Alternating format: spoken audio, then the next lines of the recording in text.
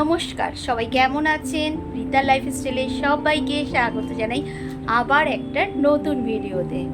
এখন বাজে 11:30। ভিডিওটা শুরু করছি। অনেক দিন বাদেই সকালবেলাটা আজকের একটু হালকা ছিল। ও বাড়ি যাচ্ছিলাম, আসলাম। ও বাড়ি বলতে বাপের বাড়ির কথা বললাম। ভাইয়ের দেখালাম ছোটোখাটো একটা স্বাদের অনুষ্ঠান হলো। খুব বেশি বড় করে হয়নি, একদমই ছোটোখাটো করে হলো, কিন্তু খুব মজা হয়েছে। এখন 11:30 বাজে, কাজকর্ম করে পুজো দিয়ে এসছি, তাই ভাবলাম ভিডিওটা শুরু করি। দেখতেই পাচ্ছেন বাইরে পুরো মেঘলা ওয়েদার, ফোটা ফোটা বৃষ্টি পড়ছে।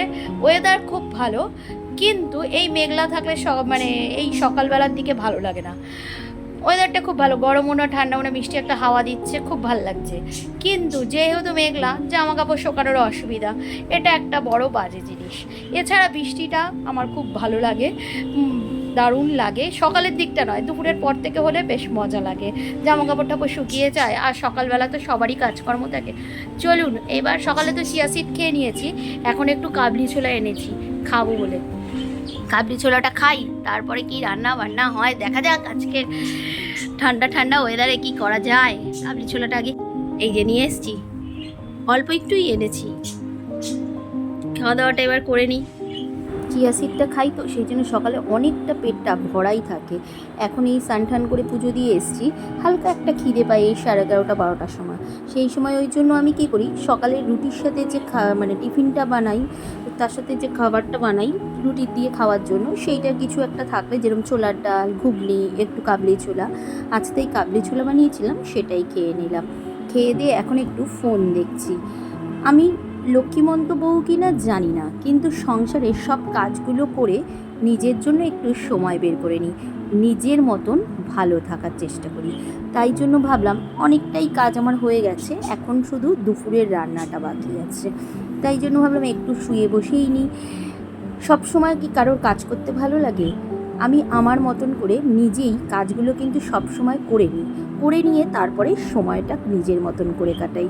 অনেকেই হয়তো ভাববে আমাকে দেখলে, তোর কী কাজ? সত্যিই আমার কোনো কাজ নেই, কিন্তু আমি কাজ খুব তাড়াতাড়ি করি, আর 1-1.5 ঘন্টার মধ্যেই কাজ শেষ করার চেষ্টা করি। যখন কাজ করি একবারে টানা কাজ করে নিই, আর যখন করব না মানে আমি কিছুই করব না, এরকম একটা আমার ব্যাপার। যাই হোক, এটা হলো আমার নিজস্ব একদম সম্পূর্ণ ব্যক্তিগত মতামত। যাই হোক, চলুন রান্নাঘরে চলে এসেছি। এখন ছেলের জন্য একটু ছানার বড়ার তরকারি বানাবো। সকালবেলা আমি পটল আলুর তরকারি করেছিলাম আর নিম বেগুন করেছিলাম, সেগুলো আমার আছে। আর মাছ করব, কিন্তু ছেলে তো আমার নিরামিষ খায়, তাই তার জন্য এখন রান্না বসিয়ে দিলাম। ছানাটাকে কেটে নিয়েছি, দুধ ছিলই ঘরে। তারপরে ছানার বড়াগুলো করে নিলাম, একটুখানি নুন, চিনি আর আটা দিয়ে ছানাটাকে মেখে নিয়ে বড়াটাকে করে নিলাম। এবার ওই তেলের মধ্যেই একটু জিরে দিয়ে দিলাম, আর সাথে দিয়ে দিলাম আদা, জিরা, টমেটো, চালমগজ বাটা দিয়ে এবার ভালো করে মশলাটাকে কষিয়ে নেব। এর মধ্যে আলু আমরা দিই, কিন্তু ছেলে আমার আজকের একাই খাবে। ও বলেই দিয়েছে, মা আলু দেবে না, শুধু ছানার বড়ার তরকারি করো। তারপর ভালো করে মশলাটাকে কষিয়ে নিয়ে একটু জল দিয়ে ফুটিয়ে এবার বড়াগুলোকে দিয়ে দিলাম। ও একটু ঝোল ঝোল খেতেই পছন্দ করে, তাই একটু পাতলা পাতলাই রাখবো, কারণ বেশি ঘন করলে ও খেতে পছন্দ করে না, ওর একটু ঝোল লাগে বেশি।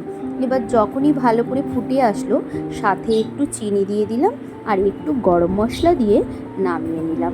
ব্যাস, এটা দিয়েই আমার ছেলে বাবার খাওয়া হয়ে যাবে। এদিকে দেখছি ভাতটাও আমার হয়ে গেছে। ইন্ডাকশানে ভাত বসালে জানেন তো খুব তাড়াতাড়ি হয়ে যায়, আর চালটা আমি আগের থেকেই ভিজিয়ে রেখে দিই। এই দেখুন, ছানার বড়ার তরকারিটা নামিয়ে নিলাম। দেখতে কিন্তু বেশ ভালোই হয়েছে, খেতেও ভালো হবে অবশ্যই। আমি এখনও খাইনি, কিন্তু বললাম গন্ধটা খুব সুন্দর বেরিয়েছে। আর এই দিকে দেখুন ভোলা মাছ ভাজছি, এই ভোলা মাছের ঝাল করে সেটা দিয়ে আমি খাবো। সকালের একটু নিম বেগুন করা আছে, পটল আলুর তরকারি আছে। বরকে যখন খাবার করে দিয়েছিলাম তখন তো একটুখানি বেশি করেই করি, যাতে আমারও হয়ে যায়। ওই সব খাবার তো আর ছেলে খাবে না। চলুন মাছটা ভাজা হতে থাকুক, আমি ছেলেকে খেতে দিয়ে দিই। কেন, বেলা হয়ে গেছে অনেকটাই, ওর খিদে পেয়ে গেছে, ও স্নান করে নিয়েছে। এই যে ওর জন্য ভাত বেড়ে নিলাম, আর ছানার বড়ার তরকারি দিয়ে দিচ্ছি। আর ঝোল একটু বেশি করেই ওকে দিতে হবে, কারণ ও নাহলে অন্য কিছু তো আর নেবে না। সেই জন্য এই ছানার বড়ার তরকারি শুধু খাবে, তা আমি আবার সাথে একটু এই ছোটো পাঁপড় ভেজে দিলাম। ও ওকে যদি আমি ছোটো পাঁপড় ভেজে দিই তবেই খাবে, অন্য পাঁপড় দিলে খাবে না। চলুন ওকে খেতে দিয়ে দিই, এরপর কাজগুলো করে নেব। খাওয়া দাওয়া করে ঘুমিয়ে চা খেয়ে এখন শুয়ে আছি। শুয়ে শুয়ে ভিডিও এডিট করছি। আজকে খুব একটা বড় ভিডিও বানালাম না, কিন্তু কিভাবে আজকে দিনটা কাটালাম সেটাই আপনাদের সাথে শেয়ার করলাম। অবশ্যই দেখা হচ্ছে পরের একটা ভিডিওতে। টাটা।